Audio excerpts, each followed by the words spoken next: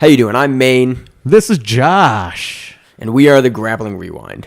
Welcome to the Grappling Grappling Rewind podcast. Today in the podcast, we're going to be talking about Metamoris 8, the Gordon Ryan versus Halleck Gracie event. We're also going to talk about Gordon Ryan moving into the gi. We are also going to preview Muscle Farm Fight to Win Pro 56 in Los Angeles, as well as the Onnit Invitational and the women's tournament happening on December 2nd, the EBI Absolutes happening on December 3rd, Submission Underground 6 on December 3rd as well. We're also going to talk about the upcoming Kaisei Pro event on December 9th, as well as the IBJJF World Rankings and Team Points, as well as recap the latest tournament for sumo. We're going to be talking about Metamoris to start it off with. Metamoris, November 26th, it happened. Jeez. They experienced audio issues as soon as they started. It didn't start at 5 o'clock. And I am one for punctuation. I'm late to everything. You mean punctuality? I'm also an idiot. Yes, punctuality, not punctuation, which I am fucking hypercritical over as well. So we turned on the event. It started at 5:32, and it finished up after commercials and everything at 6:21 was when the broadcast ended. So it was 49 minutes. We paid $20 to watch 4 matches that was 49 minutes long. $21.60 to be exact because of the service charge. Yeah, and then we watched one of those matches was a blue belt and purple belt match. We watched a brown belt match, and then we watched a black belt match, followed by Gordon Ryan and Halleck Gracie. Actually, interesting enough, this card was supposed to have Jeff Glover and Travis Newaza on it, and you said his name, Josh. What's Travis Newaza? No, the other name. Rayhan Mutalib? I don't Competitor. know. Supposed to be on there. Those that was matches supposed dropped to out. be against Edward Kim, but And Edward Kim is against this guy now. Edmund. See, those always throw me up. I knew a kid in school named Edmund, and I called him Edward all the time, and he did not appreciate that. So sorry, Edmund Kim. He went against Skib Scrobe. Sid Scrobe, who calls himself Sid Vicious. Yeah. So Sid Vicious as a person sucked. Johnny Rotten will tell you that he was a shitty person. So I don't know if you want to be called Sid Vicious or not. he's referencing the Sex Pistols. Obviously, I'm also being a giant asshole, which seems to be a trend in these podcasts. So basically, the matches were over quick. It was sort of an AOJ show. Yeah, it was. It was. Guy was there. Guy Mendes? Really? Guy? GUI. I don't know how to pronounce that. Guy, because his name is Guillermo. Oh, good point. Yeah. Guy Mendes. Guy. He was there coaching, and it was really a showcase for the AOJ guys. They were out. They went through their competition fast and finished. It was amusing. Tynan Dalpra, who, here comes a shout out. Rick Slamba, who trained and got his black belt at AOJ, originally started at our gym, told me about Tynan and a few other people. Jonathan Alves, Kanan Duarte, who we talked about last week, and I'll correct myself from something I said that was wrong last week, but that's later. Said Tynan was a monster. This was a blue versus purple belt match. Alfonso pulled guard, and Tynan said, okay, and started passing. And that was the name of the game, was Tynan just getting past. Alfonso would push back. I'm going to call him Alf because I don't want to say Alfonso every time, and Alf is cool. Kept getting regarding and everything, and Tynan just kept climbing, and finished with a sweet armbar. And pretty fast, too. I think that was probably the longest match, and it was... Other than the Gordon versus Halleck match, yeah, it was the longest match. And we'll touch on exactly why that was as long as it was. Yeah, we'll touch on that in just a little bit. Next match. The next match was Edmund Kim versus Sid Scrobe or Scrobe. I don't know. Again, we talked about this guy's name earlier. Sid pulled guard. So, 2 of the AOJ guys got guard pulled on them. They didn't pull guard. Well, that didn't work out too good for anybody because Edmund was just on the move from the beginning. How long was that match? Like 2 minutes? Really quick Super match. fast. He got to the back and he choked him. Is that what happened? I think that was back. Yeah. Maine and I were discussing the matches, and we were just upset with what was going on because, again, we just dropped $21.60 on a card with 4 matches. A blue-purple belt match, a brown belt match, a black belt match, 2 black belt matches technically. But we were just kind of angry. And I think it was last week where I was like, I'm not buying it. And I mean, this is part of the podcast where we review this stuff. I could have waited until, all the Facebook videos showed up. In about 35 minutes. Yeah. And just watch the match. But I said, no, I'm going to go through it. And they were using Clang, which is a little more secure, at least, than what they were using before, which is not secure at all, just plain text. Yes. And it has all of these old purchases that I looked through it for. It had the old worlds when Budo was doing it through Clang, and the old EBIs. Also $20. It was like $20-$25, but when you watch grappling, you end up spending money on things like that, and your significant others, if they don't train, yell at you, saying, "Why are you watching 2 guys roll around in pajamas or partially naked? Hang out with me." ADCC. Yeah, there you go. But it was just kind of interesting because we talked about... we were talking about how quick Eddie Bravo and Inch by Inch TV, and we watched Combat Jiu-Jitsu Worlds, was it 2 weeks ago? For $20. And that's, that was a full 4 or 6 hour event. It was a lot of matches. Event. I mean, you still had your ridiculous commercials that they throw in there, which are always amusing, especially like the Dasusara ones where Eddie Bravo apparently is a giant roided out freak in that commercial, the little cartoon commercial. And you get to see all the Matrix style 10th Planet commercial. And I like how they removed Worldwide because he still, he thinks the Earth is flat. So it was just kind of interesting. Paying a full price for an event that was less than an hour. It was less, honestly. I think it was less than 30 minutes in total. Match time, easily. I think the longest match was the Gordon. Let's just talk about the match now. Gordon Ryan versus Halleck. Hold on. Let's not skip the Danny Stolfi match versus Carlos Gomez. Danny was the only AOJ guy that got to pull guard, and he was quick on that. He wrapped the lapel around. It started to look like he was going sort of rubber guardish. Wrapped the lapel behind the head. Transition, pulled the arms. Boom, armbar. Maybe a minute? It was fast. It was fast. So we banged through the entire card in 15 minutes, because from the time it started until they decided to show us commercials, essentially 3 matches was 4 matches. It went from 5:32 to 5:47, so 15 minutes. And then they showed us, I think, about 17 or 20 minutes of commercials. You got to watch the countdown videos, quote unquote, of Gordon and Halleck in the forest. God. Which is weird in itself. I'm just glad they didn't show like G and a Gi or his other rap video, whatever it was, something terrible. A new one. And then we got to the main event, which was Gordon Ryan versus Halleck Gracie. And everybody knew what was happening. Like, everybody knew the outcome. Everybody had to know. Halleck Gracie, yeah, you're a black belt. Yeah, you're from the Gracie line. Horian Gracie is your dad. Your brothers are really good at jiu-jitsu. And your family's good at jiu-jitsu. But it's a different level when you get to the guys. Gordon Ryan is the best dude in the world at his weight class right now without the gi on. We just had ADCC. Like, there's not a whole lot of argument to be made that there's a dude better. Who beat him in the absolute? Felipe Preguiça. Okay, there's one dude in the world without the gi right now that's better than Gordon Ryan. That he's run into. But you're looking at competition. And in specific rule sets, because depending on what you're doing, because he fought Yuri Simois in EBI, and he beat him in overtime. But would he have beaten him in a no time limit match? I don't know. But that's a win either way. We're going to get to that later too, because that's another thing that we're going to talk about.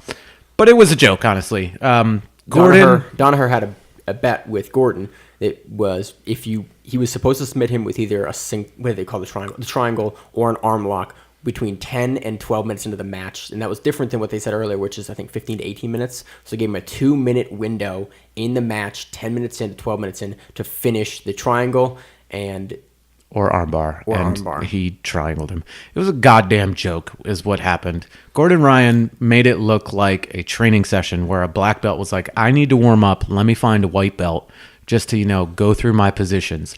If you're at your gym and you're like, I'm going to do these guard pass drills where you do those quick step arounds back and forth, he literally did that during the match. For probably a minute or so, like literally because warming up. He did whatever he wanted. I was fully expecting him to stand on him like he was surfing, because at one point his knee was in his neck and on his stomach. It was a joke. It was a goddamn joke. We did some slight calculations with some of the numbers that we were seeing at first. This card made a little over 10 grand, assuming that the tickets that the people bought that were in there, which looked about maybe 50. We're about $25. We're about $25 a pop. We saw the peak viewership. The peak viewership was almost at 500 people. It was 481. It's the biggest number that I saw during the event. But we went off of, what was it, like 425? Something like that. Anyway, it was a little under 9 grand for the people that paid. And then, almost $1,300 for the people that were actually there. So you're looking at a little over $10,000. Who are you legitimately paying? With 10 grand. With 10 grand. I'm not sure what the undercard guys made. I'm not sure what Gordon made. I'm not sure what any Gordon probably could. I mean, again, 88 kilo, 80cc champ, runner up, 80cc absolutes. You can ask for 10 grand. Probably. You're one of the best grapplers now in the world. So who are you? Who else are you paying with? Well, he's not paying any previous athletes. Well, he's supposed to. Yeah, we'll see what happens. So Josh and I were a little disappointed overall with this. It was kind of weird. The whole thing kind of sullied the event, where you sort of didn't pay attention to the beginning matches. I mean, there was good jiu-jitsu all around, but we did not. It was more so just conversing back and forth about what was going on. Maine took the under on an over-under bet of 45 minutes of the entire event, which was technically correct. So good on him for that. But it kind of sucks because Metamoris, historically, has put on pretty good event. If you look at the matchups. At first, but then it started really shit in the bed. It all came down to, a bunch of draws. They had judges one time. The judges sucked. It was a great idea. It really got stuff started, but he shit the bed by just doing dumb stuff. And he's a nutbag. It's just hard to talk about. I'm glad it happened because it's grappling, and this is kind of a slow week for grappling, but I fucking hate the company. I hate him and his shitty business practices. Fuck him. Moving on. So now we're going on to news, or things that are going on, again, because it's sort of a slow week for viewing of grappling unless you are at specific tournaments. IBJJF, for example, this weekend was the Paris Open as well as the South American Championships. IBJJF is posting some of that stuff on Instagram, but it is again, it's hard to find, it's hard to watch because IBJJF does a terrible job of posting their results and being able to watch those matches. They're really slow with it. I mean, post-recording probably by Wednesday, when we normally do a lot of the editing and it goes up around then, that stuff pops up on their YouTube page and things like that. But it's such a long wait. You can stream these right away and have these just coming out. But they don't. It's annoying. The way they post their pictures on Instagram is annoying to try to figure things out. It's not very, chronological, I guess. I don't know. That's Instagram. The International isn't like Brazilian Jiu-Jitsu Federation. They're trying to be the de facto. They're a private organization, but they're trying to be the de facto world organization for Jiu-Jitsu, and we can't figure out who won what weights. I mean, we can go on the website and look and go into the results and everything, but it's when they're posting things on social media, that's what that's for, to let people know that these things are going on. You have to look on competitors' pages to find that stuff. So right, that happened. Jackson Souza wins his weight and the Open in Paris. Herberth Santos wins his weight and the Open in the South American Championships. They posted some of his matches. I haven't gotten to them yet. Both of them are 14 minutes long, so I'm assuming it went to time.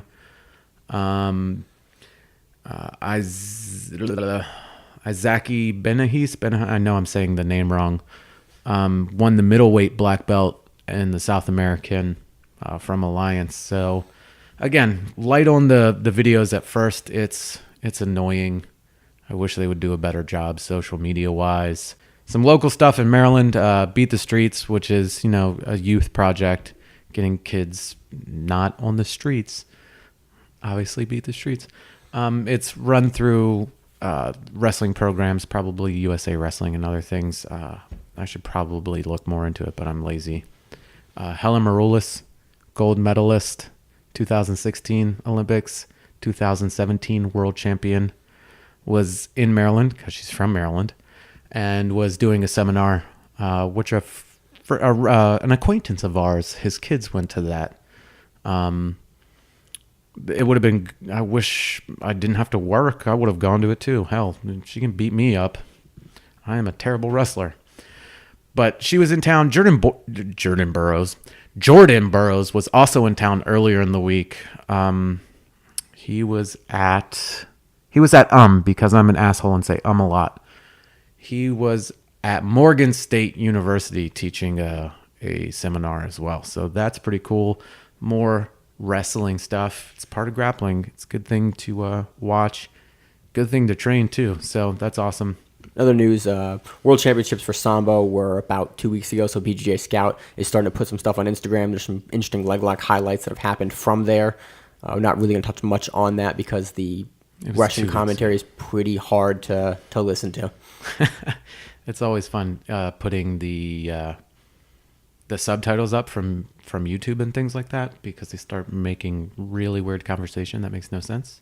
And shout out to BJJ Scout for being a mysterious, awesome grappling person. I don't know how he breaks down this stuff or sees it. It's mind-boggling. My mind is bottled. That's what it is. Moving on into news. We're already in news. You can't move on to news when we're still in news. Happens. Delete. Gordon Ryan had a really interesting interview that came out this week, and he talked about, after ADCC, talked about actually starting to train into the gi and then moving into MMA. Basically, that he was trying to prove that he was the best no-gi grappler, then prove that he was the best gi grappler, and then move into MMA and prove that he's one of the best MMA champions. So, interesting interview. He says a lot of different stuff, talks about a lot of his training, talks about ADCC and exactly what he thought Keenan was going to do and how he ended up catching him in the guillotine. If you get a chance, watch the interview. It's really interesting. Josh, what do you think about him moving into the gi? I think it's going to be a climb.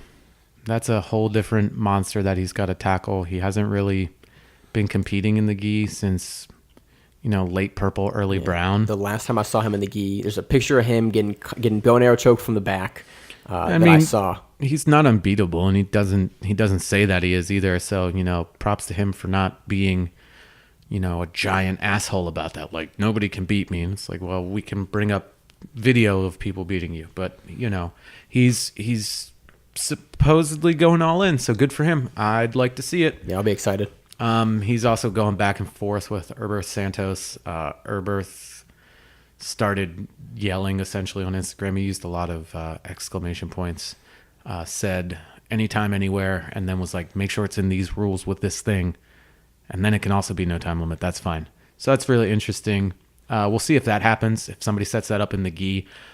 If they do that right now, Herberth smashes. Herberth smashes 100%. But Gordon's young. He's like, what, 23? 22. 22. He's 23 now, I think. 22, 23. I think he's 23. He just turned 23, I think. I could be wrong. I think he's 23. I think they billed him at 23 in some recent event. We should do better note-taking. We should. Even better than what we do now. But if they did it tomorrow or next week or whatever, Herberth wins 100%. I think Gordon really needs to start training in the gi, and I know he's got a couple of things coming up that are no-gi. So hopefully after this whole no-gi season, he gets into the gi, give him a couple of months, and then I think it'll be an awesome match. Yeah, honestly. And you talked about in the interview as well, Danaher, going into specific series of grips and like breaking down how they've done the leg locks with the grip fighting in the gi. So this is something that the whole campus talked about, and they seem like they're all moving into. It'll be interesting with Gary moving into MMA, because I assume that Gary is even going to be less focused than the gi, if that's possible. He still teaches gi. Anytime you see a video of him at the gym, you'll see him teaching his students in the gi. So he's still doing it, but I think he's going to be up at TriStar a lot, training, getting ready, training with GSP, training with all those other guys that are up there.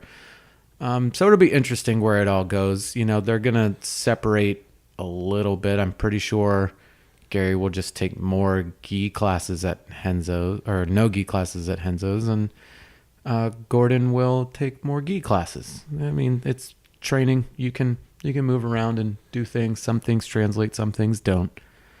But we'll see. It's going to be awesome.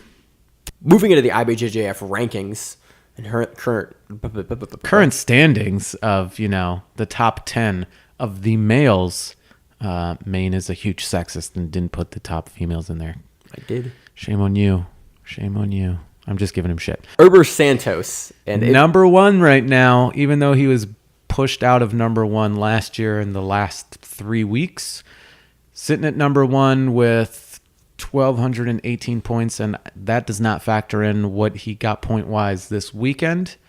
I'm pretty sure Leandro doesn't really care at this point, who's sitting at number two with 1,035 points. The points are calculated by the star ranking of each tournament, and it takes into factor other things like what you've won previously in previous years and how it all balances out. It's a strange system. They have a big formula on their website that breaks down a little more. Yeah. Certain more prestigious events like Worlds have like a 7x star on them. So if you get points in those, you get 7 EXP is times. boosted. Yeah, other events have a 1x, certain events have a 3x. 1 star, 2 star, 5 star, things like that. So, you know, 5 times this much, or, you know, if it's 10 points and it's a 5-star event, it's 50 points. So certain events are worth a lot more, like Opens. Generally, like the smaller Opens, like DC Open, Boston Open, are 1x events. You win your bigger things, it's, you know, 5-star or whatever amount it is. So number 3 is Marcus Almeida Buchecha, who is, they haven't even broken 1,000 points yet, and I highly doubt that he will. He may do pans. Honestly, I doubt that he'll do pans. He'll probably just do worlds. He's moving into MMA. He's talked about it. So I think that's going to happen. This might be the last year to be like, I am the greatest IBJJF guy ever. Except for Hodger. Hodger doesn't have 11 titles. He's only a 10-time world champion, right? He is, isn't he? So except if he Hodger gets, beat him. again, IBJJF, we're not going into specifics. We're not saying, hey, who's GOAT?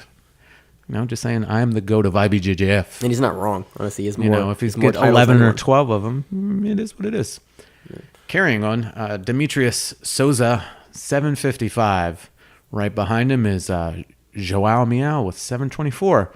Keenan, who said he is going for number one, so he's got a lot of work to do, is at 683. So he is half, roughly, a little less than half. If Herber Santos stops competing for the rest of the Keenan's got to calendar, compete a lot then. But he's off his injury now, and so we're starting to see him. And he showed up, was it 2 weeks ago? It's Tim Spriggs. Yep. So he can do it. Possibility. Right behind him is Lucas Barbosa, also from Atos, who is just right behind Keenan. So he's right there. Jimmy Canuto at number 8 with 472.5 points. Bruno Malfacine, 450, still in the top 10. Vitor Toledo at 448.5. That's the top 10. There are some pretty big names that are right outside of the top 10. Cobrinha is at 11,422. You know, Otavio Souza is 410 at 12. You've got Lucas Lepre at 13.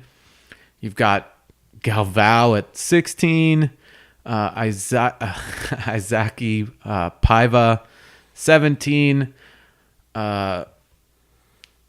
Moisinho, 365 at 18. Adam Wardzinski, who's rated number 1 in the UAE, is 19 with 363.5. And Carlos Farias rounds out the top 20 with 328.5. The team point standings right now, and we just did 6 because, you know, you start getting into arbitrary couple hundred points when it comes to getting into 10 and plus. So Gracie Barra right now sitting up top, 1738, followed closely by Alliance with 1657. And then you take a steep jump down. About half. Number 3 with Atos at 849. Another 200 down point-wise. Novo União. 663. Same point range roughly for Checkmat at 617. And GF Team comes in with 545. Yeah, so huge stratification at the points for teams. Really, it seems like it's GB versus Alliance. I'm not really certain.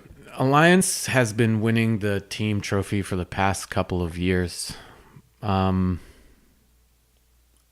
think they got bumped out last year. I'm blanking right now. I forgot to look at that you had the team points up there, and I should have just looked up who won it last year, but I didn't. Again, better note-taking. Before we get into the previews here, if you like the show, please leave us a rating on iTunes. It really helps us out. Moving into the previews. Again, we talked about it a little bit last week. Fight to Win Pro 56, the Muscle Farm event. They specifically singled it out. This is going to be a lot of preview stuff because, again, it was weak on grappling events this weekend. It's Thanksgiving weekend. It's a holiday weekend. Fuck that. Whatever. Oh, great. You ate stuffing that had bacon and chicken gizzards on Thursday. Foie gras in it on Thursday. I want people having to cut weight before events, and they can't eat that. And you know what? Not everybody celebrates Thanksgiving, especially all around the world. There's other days for different Thanksgivings or whatever they want to call it, feast day, festivus. I don't know. Moving on to the Muscle Farm event. The main event. Want to start the main event or want to start the bottom? Let's start up top. I mean, it's right there anyway. Eddie Cummings from Renzo Gracie versus Jacob Sandoval from Cobrinha. I don't know how this is going to go because Eddie has been out for a little while. What injury do you have? Was it a back or was it a leg? I think it was a leg. Pretty sure it was a leg. He's been out for a bit. He keeps getting knocked out. He comes back and then he gets knocked out again, which sucks. I don't like that. And he's at 155. I feel he's smaller. I feel like... I thought he was at 45 before. We've seen him get low. We've seen him compete smaller. He was the 35 EBI champion before he lost. That 35 cut was real hard for him to get to, though. Okay. That was apparently a really hard cut for him to make. So 55 was probably they're probably doing it day of with no cut.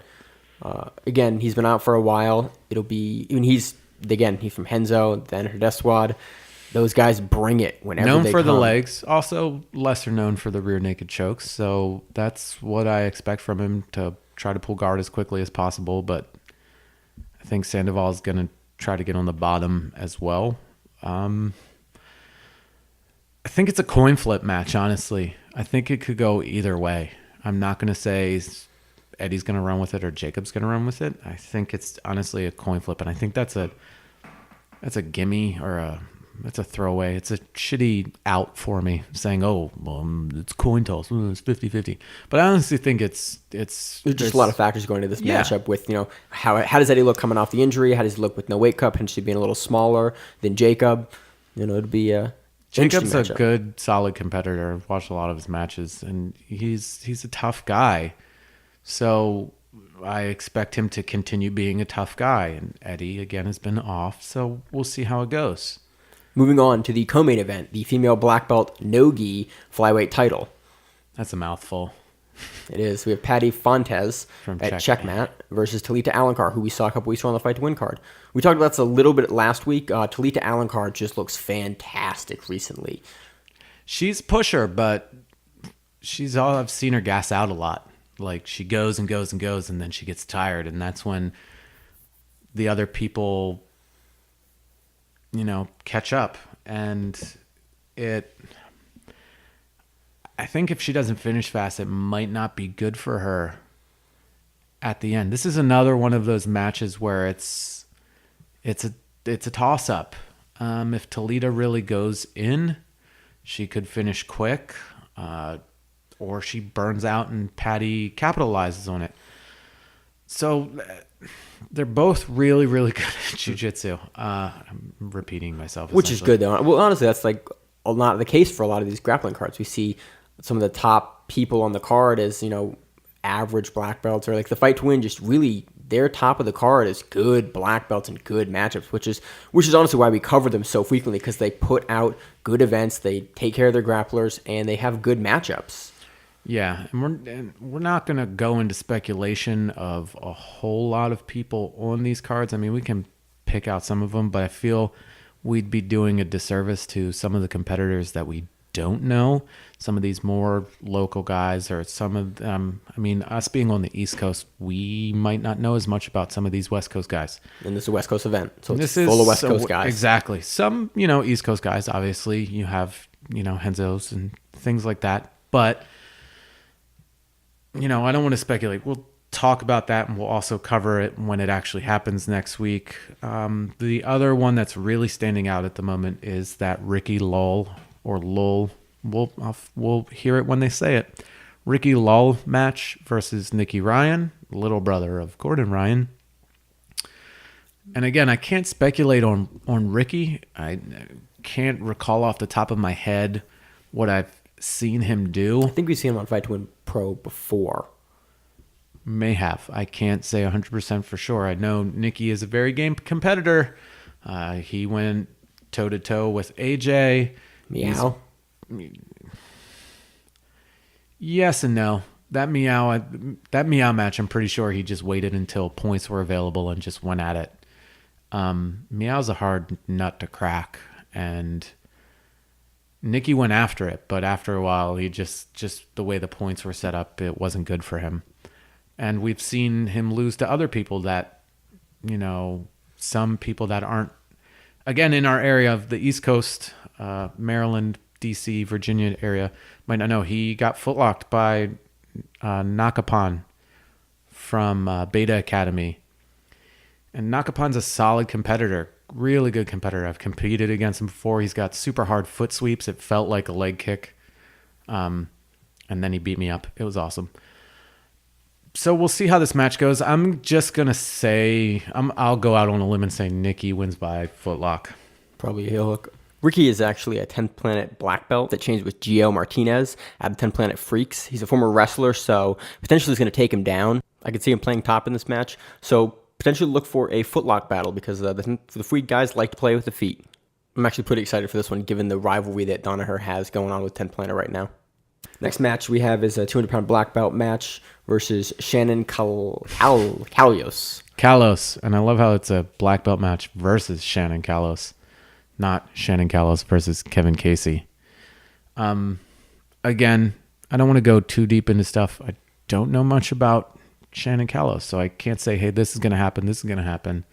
Kevin Casey is good pressure jiu-jitsu, solid lineage. He had some bumps along the way making stuff up, but he's good at jiu-jitsu. And I really don't want to make predictions on things that I don't have most of the information about. I can see names right in front of my face where I'm like, I know that guy, but I'm not going to say, oh, this person's going to win, because I don't know the other guy, because you don't know what's going to happen. Moving on, we have another match to watch. The match before that is Marvin Castell. That's the guy that has that 17 million view Imanari roll to footlock at one of the 17 million? It's 17 million now. That's that Fight to Win. Yeah, Imanari roll right into footlock. I think the video is like 15 seconds long, and it's a beautiful Imanari roll. So I'm going to be tuning in for that, because we'll say I don't know a whole lot about his person he's competing against, Brandon Walensky. Coming in with the name saves for now. Yeah. And then we have a couple of Easton guys, some BTT guys, Jean-Jacques Machado guys. It looks like a really good card on paper. Solid card. Some people from Paragon, some Street Sport Jiu-Jitsu, Komachu. Names we see pretty frequently. Carlson Gracie, Alliance, Checkmat, all these things. So it's going to be a good card. We are going to get into it when it happens next week. But again, don't want to speculate way too much, because we don't know what's happening. But what is interesting that's going on, because Fight to Win is December 1st. December 2nd in Texas is the Onnit Invitational. Guess who else is on that card? Martin Castell. Oh, look at that. Oh, how about that? He's doing Fight to Win in California and then going to Texas and doing, I like how I called him Martin. His name's Marvin. He's doing the Onnit Invitational. He's a 10th Planet guy. Shocker.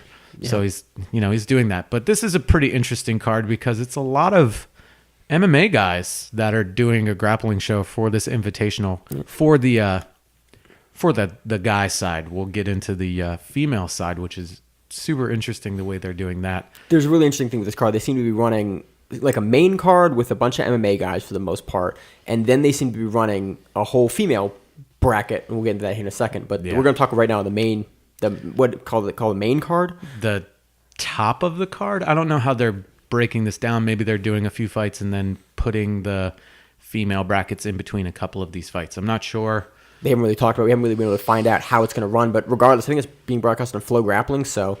It's on the Onnit website actually. Oh, this is Onnit Live. Yeah. Yeah, so it's on Onnit. They've done these before. They've been pretty good. Some of their commentary has been a little from time to time. It's kind of as with 10 Planet stuff. The EBI type commentary. Yep. Danny Castillo from Team Alpha Male. Is he still with them? I believe so. Yes. Versus Jamie Varner, former WEC lightweight champion. Yeah. He's got good guillotines. They both do. They're both decent wrestlers, so this should be interesting or super boring. I foresee this one kind of turning into a lot of a wrestling match for the first half of the match at least. I feel like they're gonna both get into that tie up and play the wrestling game. It's at 175, isn't it? I think it's a heavier weight class, which makes sense because Castillo fights at 55. And Varner also fought at 55. So it would make sense that they wouldn't want to cut for this event, especially if they're both at 55. Make it at 75, make them not cut. We know how big they are anyway. It's not like it's for a title. Let them compete. Let them not cut the weight. I want to see what they look like. Coming in fresh, coming in good. Doughy. That's what they look like. Next, we have Kyle Kingsbury. Unless you have anything to add, Josh. No. We have Kyle Kingsbury versus Patrick Miller. 220. Kyle Kingsbury, who is, the head of optimization, I think that's what he says, because he runs the Onnit podcast now. He works for Onnit. They're going to do it. Former wrestler, former Ultimate Fighter contestant, good wrestler, decent wrestler. I don't know, not great, not super high level, but he's a good wrestler. I don't know who Pat Miller is. I'm not going to lie. I'm not going to make this up. Next, we have Michael Chiesa versus Dave Rickles. I'm surprised you said Chiesa properly. I know it's fighters. It's MMA fighters. I know MMA fighters' names. Chiesa's coming off of that loss to Lee. To Lee, where he didn't tap and he wasn't out. I have my own thoughts on that. I think if we're going to touch on that real quick. You don't defend a rear naked choke by not doing anything. You're not going to flex and bust out a rear naked choke. His hands start to drop, which is exactly what happens as you go unconscious, and you get stopped. I just think that's, although technically per the rules, you shouldn't stop it. I think you stopped intelligently defending yourself. There's absolutely not a single rear naked choke defense you do when the guy's arm is under your neck where you let your hands drop to your waist. Doesn't exist. Special yoga move where you move your carotid arteries. I'm not serious about that. Dave Caveman Rickles. It'll be a good fight. I think Chiesa's wrestling / jiu-jitsu is a little bit better than Rickles, but it will be a cool match. Yeah, Chiesa has some really highlight reel finishes in the UFC. I think a couple Darce chokes, guillotine chokes, rear naked chokes. Rickles hits things and they fall down. That's good. He's also got some good guillotines. And so I'm actually kind of excited for this matchup just because I'm a big fan of... I haven't seen a lot of Chiesa's grappling outside of MMA, so I want to see what it looks like in straight grappling. I know he's a solid wrestler. Guys, he's not punching. Because he does do a lot of his setups off of the ground and pound and the punches. So it'll be interesting to see how his setups look in this matchup where you can't punch the guy. Next, back to we're talking about Marvin Castell. Give me the name, Josh. Castell versus Dennis Dombrow. Dombrow. Close enough. Whatever. It will be interesting to see how Marvin recuperates from the night previous coming into this match. Because he's on the top of the card, so he's going to be going probably into the evening. And honestly, the flight is only about 2 hours, 3 hours from L.A. to Austin. I think it's a 2-hour flight. So it's I'm not not terrible. super well traveled because I suck. But I don't know exactly the time travel, but it'll be interesting. And again, don't know about Dombro, so I hate not knowing about these people and not, we only have so many hours in a day to start, looking at people. But we're gonna move past that. It'll be an interesting setup.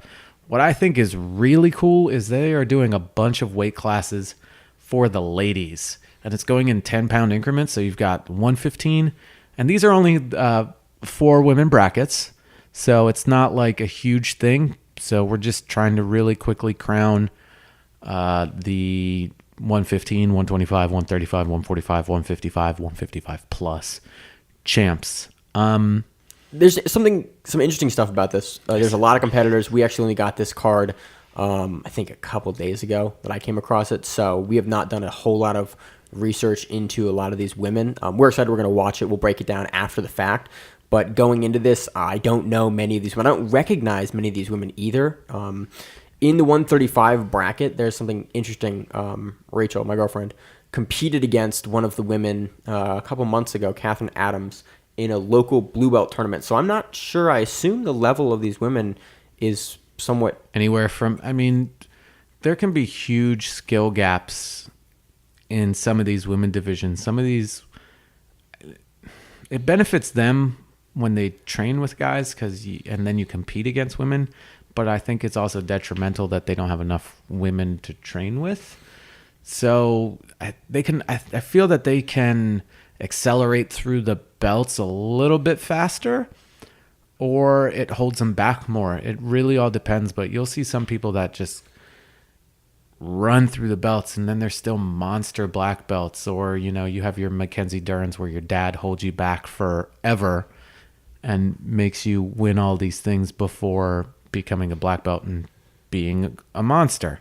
So it'll be interesting when we do a little bit more research and figuring out all of these where these ladies train, their belt levels.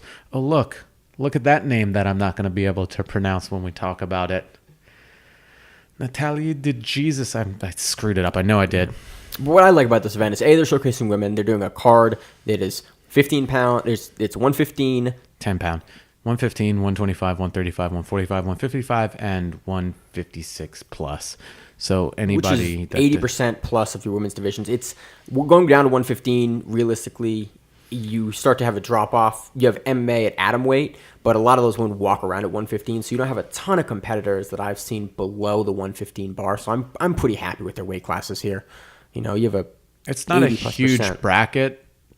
I guess it might be a time thing, but it's just cool seeing a big focus on the ladies. As you'll hear, we're pretty big proponents of women's jiu-jitsu. We think it's awesome. We like when women train and compete. It's not, a big old sausage party. It's jiu-jitsu's for everybody. We talked about it with the para-jiu-jitsu part of the UAE jiu-jitsu scene. Females, again, I'm really big proponent of them being equally paid. So hopefully there's a good payout too for these ladies for winning these belts or, being crowned champion of the weight class. Of this weight class for Onnit. So I'm looking forward to that. Going on to December 3rd, two things going on that day. At least 2 things. Sug 3, Sug Chael. 6. Sug 6, Sug 3. I'm looking at December 3rd and Sug 6 at the same time. Submission Underground, Chael Sonnen. His card. Again, we talked about it last week. Really looking forward to the Gilbert Burns-Jake Shields match. Jake Shields is, when you take him out of the MMA, his grappling is really good. And we've seen that. We've seen him on Fight to Win. We've seen him on... He does do grappling events, We've seen him on Submission Underground, where he went against Dylan Danis, but I don't particularly care for him. So, Burns versus Shields, Burns world champion. Jake Shields, still a really good jiu-jitsu player. It'll be an interesting match. You have Fabiano Scherner versus Tim Sylvia. I'm actually really excited for this match. I'm not. I'm not at all. You have a really fat hairy dude versus in shape hairy dude. I don't know why Tim Sylvia is doing this. It doesn't make sense to me. None at all. And again, I don't doubt that Tim Sylvia is going to tower over the cage, but he'll cover up one entire panel of the cage as well because he's so goddamn fat. If he is not almost 400 pounds, I'll be surprised. We'll see. Then we have AJ. I can't say his last name. Agazarm versus Nathan Orchard. We talked about this last week. We're not going to talk about it again. Yeah. If you actually want to hear that, listen to last week's episode. It's pretty entertaining. Then we have David Mitchell versus Anthony Smith. Still haven't done our research yet. Wagner Hoser versus Jesse Taylor. So that was December 3rd. Now moving on to the EBI Absolutes. So, again, we haven't gotten the entire card yet. There are 13 of the 16 competitors. So we're still missing 3 guys at this point. Yep. So you've got Rustem Chiziev, Gordon Ryan, the champ, Craig Jones, Jessere Childre. That's a pretty interesting name. ADCC and SUG veteran. Casey Hellenberg, Gibson Sa, Andrew Kimmler, Daniel O'Brien. You've got a bunch of past EBI competitors on this card. Karen Darabedian, Patrick Donabedian. That's right, spelled differently. 2 different names, very close together. Travis Moore, Marcel Goncalves. There we go. Adam Sacknoff, Dan Borovic. I think like 10 of those dudes have been on EBI, so we're just waiting for them to fill in. Give us the last 3 names, and then give us the brackets so we can actually talk about them, because there's so many theoretical matchups here. Guys are end up on the other side of the bracket that are probably not going to meet each other, so we'll talk about that once the brackets get released. It's honestly, there's some names here. There's names. It's going to be interesting. Gibson has been on there. He did well. Daniel O'Brien did well. Adam Sacknoff. You think we'll see D. Jackson again? Maybe not. I'm not 100% sure. I remember him versus Chiziev last time. That was hilarious to watch because Jackson's walks around at $185. Chiziev walks around at gigantic. Maybe almost 200 pounds. Maybe a little bit less. He was in the 88 kilo division as well. So maybe around there. Borovic was in there. Again, O'Brien was in there. It's going to be a fun card. So we'll see who else is popping up in it. And probably Friday is when the brackets will be out and we can speculate a little bit more. And then they're throwing in they're on the Instagram, it was celebrating Women's Week. Which is part of the thing why Onnit is doing it as well. They're doing a Women's Week thing. I don't know if it's in grappling or if it's, I don't know exactly what's going on. International Women's Day week. I thought that was earlier in the year was the International Women's Day. I don't know. Rachel yelled at me like 2 days ago. I didn't know why. So maybe. Because she hates you. Maybe. We have Priscilla Herrera versus Lauren Heyman. I'm going to go with Heyman. You were going to say something, and I was going to call you an idiot. So that's it's packed. I mean, December 1st, December 2nd, December 3rd. That's a lot of grappling in a weekend. Skipping ahead another week to December 9th, you have the Kasai. I kept calling it Kaisei, and I got this weird Polish website popping up when I was looking it up. December 9th, the website is super fantastic. Oh, it's great. It is good. They paid somebody to do that website, and they did a fantastic job. I love the website because you can go to it, you can click on all the guys, their names up there. It links to either their BJJ Heroes page or to a write-up that they've done on the. Would you say you don't say Kaisei? Would you pronounce it as? The way it's spelled, Kasai. Kasai. The Kasai. Until somebody says it, we're gonna go with Kasai, and they might say Kaisei still. So that might be it. But Kasai, this is a new thing out of New York. And it's great because, we're a couple weeks out. They have all their competitors listed with their matches, and they have a write-up on all the guys so you can figure out who's on the event. And it's not 3 days away, which is a really common thing for most of these grappling events. Beautiful. hats off to the website guy. Hats off to the promoters of Kasai for going, we probably need a good website. Let's do that. So the big match is Gordon Ryan versus Yuri Samois. Open weight bout. I'm pretty sure they're close in weight anyway. Gordon is enormous. He's a big boy. He's a big dude. He's gotten bigger. And he's on a run. He did something today. He's doing something next week. And then the following week. So he's getting all that no-gi in now before... do we know if he's in Worlds? If he registered for Worlds, I assume not. But I'm not certain. He doesn't do a lot of... He does not. I don't know if he's hit the time requirement technically to be a black belt competitor. Oh, interesting. Because he did get promoted fairly quickly from purple, brown to black. So he might not be... which I think is just dumb. It's like you have a guy that's winning. It's a world-class guy that we're going to go, oh, he hasn't been a black belt. They're gonna follow their own rules. I just think it's dumb. Yeah, you don't like paying $35 to register your purple belt, which they're doing now, which has been in the can for a while that they were going to do that. But now it's official, and Maine doesn't want to pay $35 because he's cheap, and he doesn't want to take a picture of himself looking like a creep. Or, if you saw my IBJJF card, look like a fat bastard. My cheeks barely fit in the frame. But you got to register. I just think it's unnecessary. Like there's absolutely no need for you to have to go and register to be a competitor at an event. There's every other organization helps them keep track. No, it helps them get money. There's a difference. That's true too. I mean, there's no need for it. I think it's bullshit. At this point, we can hate the player and not the game. Yeah. It keeps guys like Gordon out, and I would love to see what he can do versus those. He'll jump in. He's done IBJJF stuff before. He'll jump in, and maybe he's already in that time frame. Once we get, again, another week past this, we'll get more into the Worlds. We'll go through a whole list of who's competing. Yeah, because that registration's closed now. Yeah, so that's closed. So everybody that's in it is going to be in it. So the tournament is another big thing that's pulling in. It's a 155 tournament. It's got names that you should know. Gary Tonin, who I believe will be the favorite.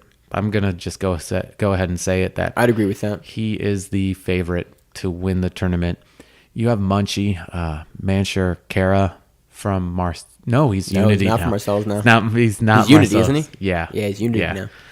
If you missed that whole debacle, we're not going to touch on it. No, kicked out of Marcelo's. He's at another place now. Yeah, it's silly. Gianni Grippo. From Marcelo's.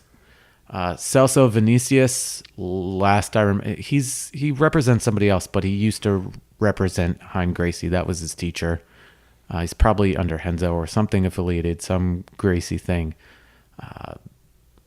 He's definitely the oldest guy in the tournament, but he's a super game competitor, so that'll be interesting.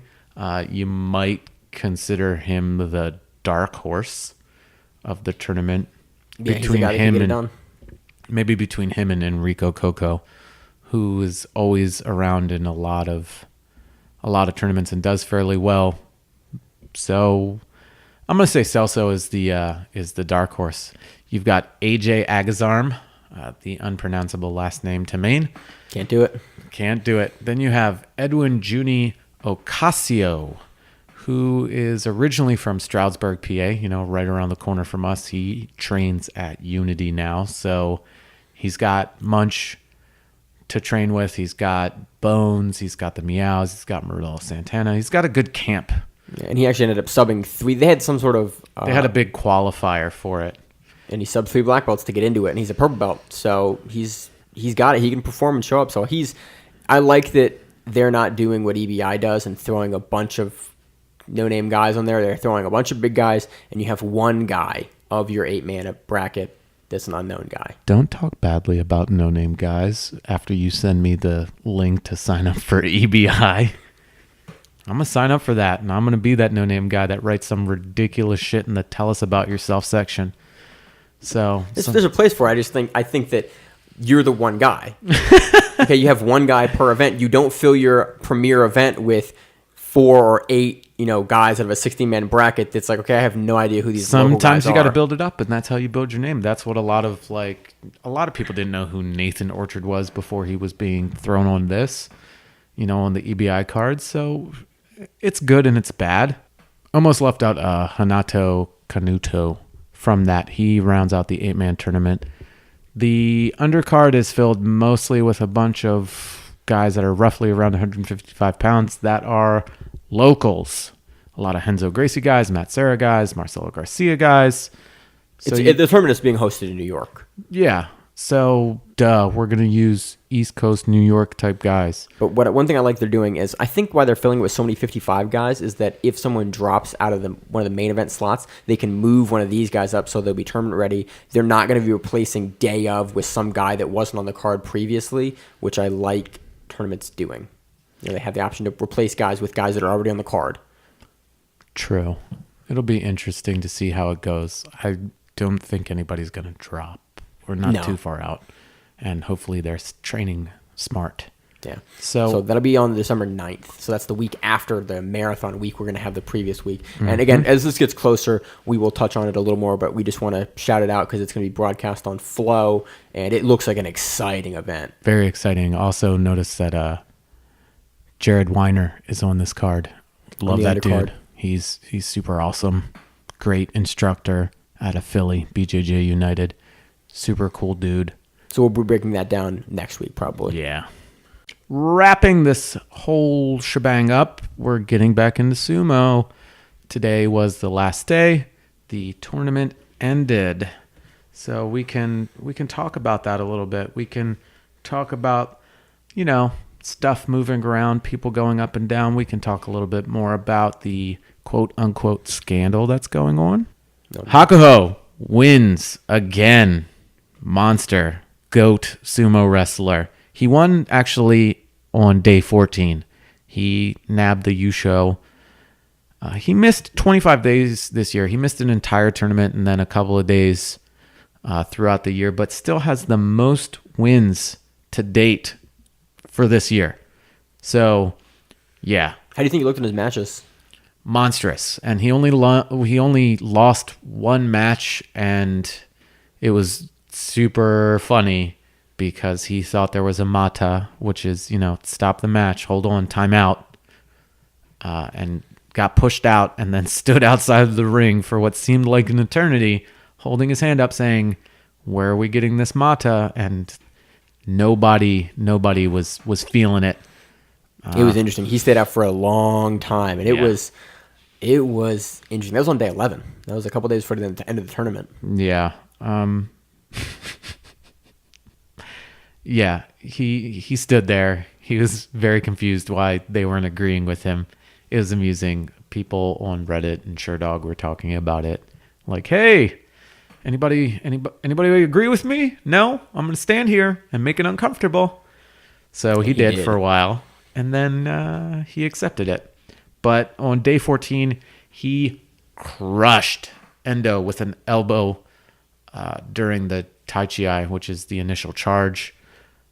That is legal. You can't punch people, but if you throw up that arm a little bit during your initial charge, it's a great move. Yeah. So in sumo, you can do strikes. There are strikes that are palm strikes. Palm strikes are legal in sumo. You can't punch a guy. You can't, try to super kick him. You can leg sweep and stuff, but you're not getting a straight up front kick from these guys. They don't want to lift their legs off the ground anyway during the match because you're off balance. There's a chance that you're going to get thrown off. So, major fouls really are punching, kicking, and hair pulling, and the punching and kicking don't really get called anymore. So mainly the hair pulling is the big thing that they go on. Also, if we're talking about throwing bows, down in Juryo, the only Egyptian Rikishi, Osunarashi, the Sandstorm, smashed Tarugisho with an elbow. He pretty much knocked him out. He straight up TKO'd him. He wailed on him with an elbow. The other dude, it's a monster of a name that I'm not going to try to butcher, got wobbled, pushed out, and then Osunarashi caught him so he wouldn't just fall out of the ring. He was definitely wobbled for a while. Cool match. That was down in Juryo. Hopefully we'll be seeing Osunarashi back in Makuuchi sooner rather than later.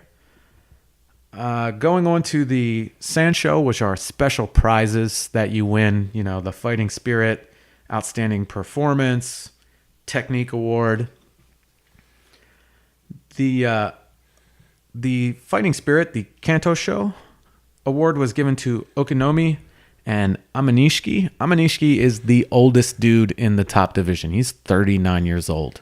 You are not really in sumo that long, and he is still plugging away. And he got his Kachikoshi, which is winning record, on the last day, going 8-7, and won the Fighting Spirit Award. Okinomi also got it. He was baller today. Just moving and grooving.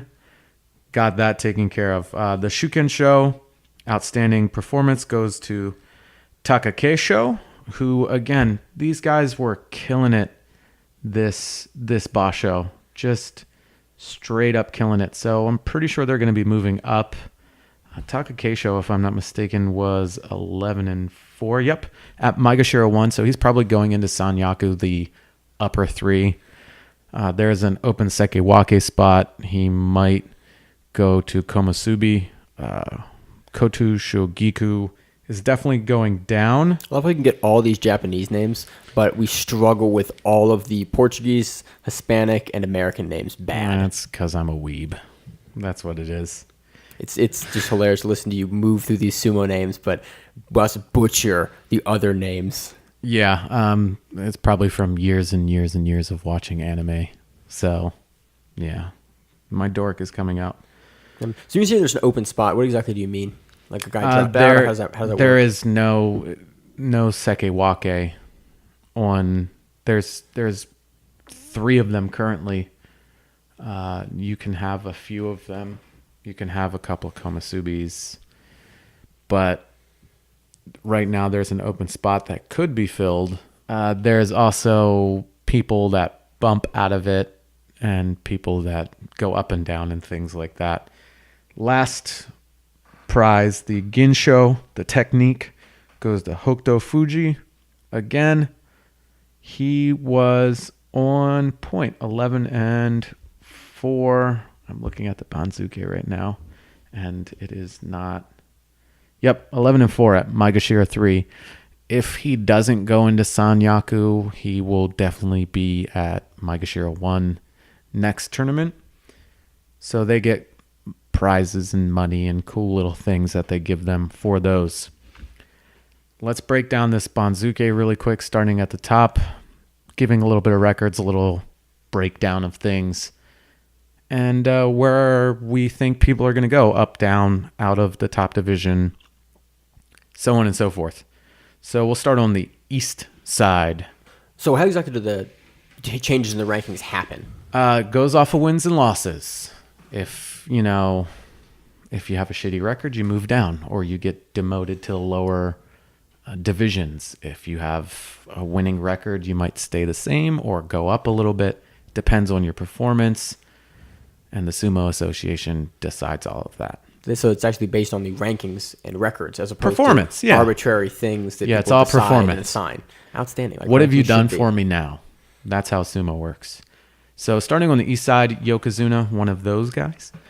Haramafuji, who was embroiled in scandal, which is less scandalous now.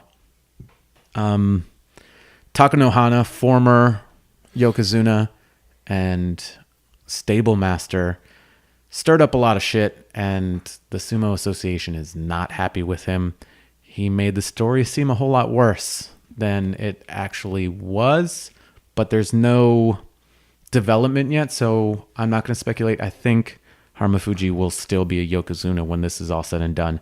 His final record, because he drew out after day 3, was 0-3-12. So he missed 12 days of the tournament and lost 3. Jumping over to the west side, you've got Hakuho, who got the Yusho, 14-1. 1 away from Zen Yusho, which is, perfect record. 15-0. Questionable loss, but whatever. I'm not going to complain about it. He's a beast. He's up. I think you can arguably say he's the greatest Yokozuna ever. He's almost got the most wins. He's got the most Yushos, if I'm not mistaken. And I don't see him slowing down anytime soon. Yeah, how old he is? Any idea? Early 30s. Yeah, so he's got a little bit of time left. He's got some time left. He will retire when he feels like retiring. Going back to the east side, another Yokozuna, the Japanese one, Kisei no Sato, finished up his basho with a 4-6-5 record. He was injured. As much as I don't like him as a sumo wrestler, he did not look like himself. Which is why I pulled out. He pulled out eventually. It was that was a thing during this entire basho. A lot of people went Kyujo, which they dropped out due to injury. Do you have any idea why, particularly this tournament, or? It's the longest ever on this podcast. Yes. He was injured in his first basho as a Yokozuna, rib injury, and he hasn't fully healed from it yet. And these tournaments are every other month, and these guys don't like taking time off. And especially because he's Japanese and wants to show, powerful Japanese people, he doesn't want to take time off. He really needs to heal up because he has strong sumo. He just looks like garbage right now because he's hurt, and that's a bummer. So yeah, hopefully he comes back stronger, or sits out the rest of next tournament, because he has the ability to do that as a Yokozuna. You can only retire after that. Jumping back to the west side, the fourth Yokozuna technically, Kakuryu, he didn't compete at all, and he hasn't really been competing that much at all this year. I don't know why he's a Yokozuna. I think they're going to try to force him to retire, especially if he does pulls out in February. Any idea why he's pulled out this tournament? Is he injured or just? It's always injury, and the past few times that he has competed, he just looked like hell, and as soon as he started looking like hell, he would drop from the tournament because of injury. I don't know if it's a legitimate injury or not, but he just looks like shit. He's done. If he comes back, I say he gets smashed, and that's that. You think he's just old? No, I just don't think he's Yokozuna material. I mean, he got there, but I don't think he was there. So, step below Yokozuna is Ozeki. Right now, we only have 2. And on the east side, we have Goedo, who did not look great this basho, but got his Kachikoshi and winning record. Yep, went 9-6. He looked very mediocre, which has been his thing. Sometimes he looks great, and sometimes he looks like garbage. That's his shtick. I wish he would, he would pick one, figure out where he wanted to be. Going to the west side, you have Takayasu, who is a stablemate of Kisei no Sato.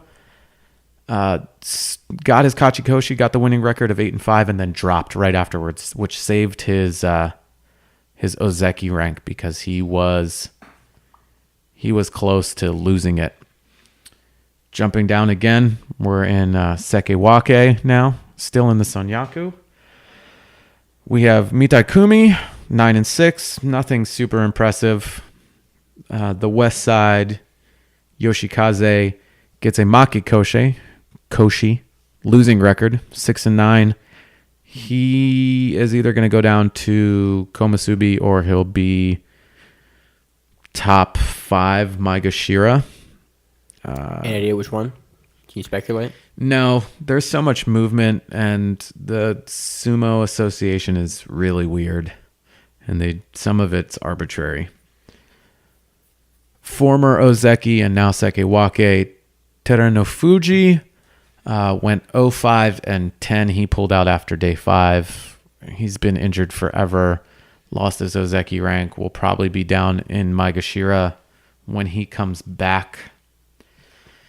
When he's healthy, he's a beast, but he's been injured and will not heal up because he doesn't want to keep dropping down the ranks. Final Komusubi ranking, you've got Kotoshu Giku, which 3 tournaments ago was Ozeki. Lost it and has looked like shit ever since. He'll be down middle of the pack, Maegashira. New Komusubi Onusho, or maybe not. I'm slacking and I'm getting tired. Got his Kachikoshi on the last day. You know, he should move up or stay Komusubi. I don't know. He showed a lot of heart, a lot of fighting spirit. So it'll be interesting. Both Tamawashi and Takakeisho, who are Maegashira 1, I think are going to bump up. They will probably be in the Sanyaku ranking. Both finished with a 11-4 record. So had a good basha. Both of them had a great one. They were in the Yusho race for quite a while until they started taking a couple more L's.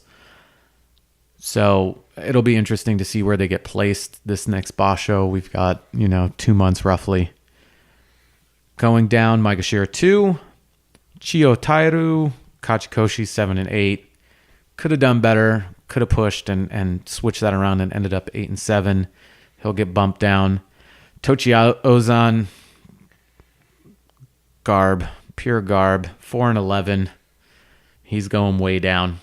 Pure garbage. Shohozan, same thing at Maegashira 3 and 12. I mean, if guys weren't pulling out, they were getting terrible records, and you can't win them all, but still 3 and 12 is having not a bad good tournament. Not good at all. Winner of a prize, Hokuto Fuji, Maegashira 3, probably jumping up either to the top of Maegashira or he might break into Sanyaku. Don't know. Do not know. Another person that's hit or miss all the time, Maegashira 4, Chiyo no Kuni. Main spelled his name wrong in the notes that we're looking at right now. You want to talk about the match that you saw from him, though? No, it was good. I mean, I watched a little bit of sumo, and I'm starting to get into it. I saw a match. It was an exciting match on day 11. I forget actually who he was going against on day 11. Do you remember, Josh? No. I mean, I could bring it up in a couple of seconds, but he came out hard, and he did a technique. Josh, can you describe the technique where he comes out with his hands and it's one hand, Supari? one hand. Supari. The slapping technique came out, and he slapped the shit out of the guy he was going against. Of course, if you played fighting games, you'd think E Honda doing that super slap move. Yeah, something like that. But it was an exciting match that I saw, and so he had a good tournament. No, tournament. he didn't. He was he had a good tournament. Maegashira 4, Ichinojo, my least favorite sumo wrestler. I hate that guy. He's just big and fat and lazy. He had potential, but fuck him. He ended with 10 and 5. That's all I have to say about him. Fuck him. Any particular reason, Josh? He's just a twat. He came out strong, beat a lot of guys early, but then he's two different people. On some tournaments he's great, some he's awful. Fuck him. He just makes me angry. Maegashira 5, Takara Fuji finishes 7 and 8. He was middle of the pack, didn't look great. Adawashi 8 and 7. Again, a lot of these guys that are getting these, barely winning or barely losing, they were just middle of the pack, not looking super awesome. Going down to 6, Chiyoshima. I really want you to say all these names and just not giggle. Happen, Josh. 7 and 8 again. The worst part is the names are phonetic. Like Japanese, when they're written out, the names are for the most phonetic. part. You should be able to read Sometimes you them. Get two letters together and you're like, I'm not sure if I'm saying that right. Yeah, but I butcher easy names enough. We don't need to move me to Japanese names where it's going to get bad. Tochi Noshin, who is one of the Eastern Bloc wrestlers. He's white. 9 and 6, looked pretty good. Daishomaru 4 and 11, dropping down low. Shodai barely getting a winning record. Middle of the pack again. Takanoiwa at Maegashira 8 went Kyujo at the beginning because he, supposedly got hit with a beer bottle in the head. Allegedly. It just makes him look bad. That's not the story now. Definitely got hit with the karaoke remote though. Yeah, it is what it is. Chiyomaru 7 and 8. Endo, former Japanese hope, middle of the pack again, dealing with injuries. 9-6. Looked strong, but again got obliterated on day 14 by Hakuho. Daisho looks like shit. 5-10. It shows. Kaisei, Brazilian. There's a Kaisei A and a Kaisei B. Kaisei A is a beast. Kaisei B sucks. And it's funny when you can see the days. But he got his Kachikoshi, 8-7. He'll probably stay roughly around Maegashira 10, maybe move up a little bit. Ikioi, 9-6. Again, not moving around too much. Aoyama, another Russian or Bulgarian, I'm blanking right now, was actually injured for the beginning of the tournament, but still came back. But he's probably dropping all the way down to Judio. He was at Maegashira 11, but 3-8 and 4, not great. Asanoyama 5-10. Again, guys looking like shit this entire basho. It sucked. A lot of people going out, getting out. It was meh. It was meh. It was fun, but it was meh. Okinomi, again, talked about him earlier. He really wants to, put in these good performances. So he's going to jump up in the rankings again. Kagayaki, 7-8. Terrible. These guys are shitting the bed. It makes me mad when the guys look bad. That I'm like, yeah, good for you, and then they shit the bed. Moving on to Maegashira 13. We're going on the west side. Like I said before, Amanishiki, oldest Rikishi in the basho. He wants to face Hakuho again. That was something that he said. So he's got to move up. He got the Fighting Spirit Award, so that'll help bump him up. Maybe he'll be able to go against Hakuho again before he retires. You think he will or not? He could. Puts in some good performances, and he could. You think a couple bashos? 1, maybe 2. If you're up there higher, you will get to him sooner, and you'll get to compete against him. So we'll see. Takekaze, 7-8, looking like garb again. Koto Yuki, that chubby little teddy bear. He, I don't know why. He's just so cute and round, and it makes me like him. 8-7, snuck it in there. Daiamami, like edamame, but not as good. 6-9, dropping down to Judio. Definitely happening. Nishikigi, again, probably dropping down. 7-8, not looking too good. Miyogiru, 6-8-1, dropping down to Judio. Ura, which is one of those guys that I enjoy, was not in the tournament at all because he was injured. He's probably getting surgery, so he will be back in February, hopefully, but he'll be in Judio. And that ends the Banzuke. So there's all that. I can answer some questions if you want me to talk about them, technique stuff. Email us at grapplingrewind@gmail.com. Boom. Hit us up on, Facebook, Instagram, Twitter, something. I can answer some of these questions and not be a complete idiot. Or you could Google it. It's really easy to find. That ends this week's podcast. Again, going through, we told you what we were going over this week, and we told you what we were going over next week. So there's a lot of grappling to look forward to next week. Hope to see you tune in then. You can catch me on Instagram at chops_and_chokes. You can catch us at Grappling Rewind. That's on Instagram and Twitter and Facebook. Anything else? And YouTube and 50 billion other things that were, eventually Snapchat and other things like that. Catch us anywhere you catch podcasts or people you follow, because we're most likely on there and we're most likely posting and watching these grappling events, so you don't necessarily have to watch them all, i.e. Metamoris. Yeah, exactly. You don't have to waste $20 on it. And you can always email us at grapplingrewind@gmail.com. Until then, keep training, have fun, and we'll see you later. I've been Maine, and this is Josh. Deuce.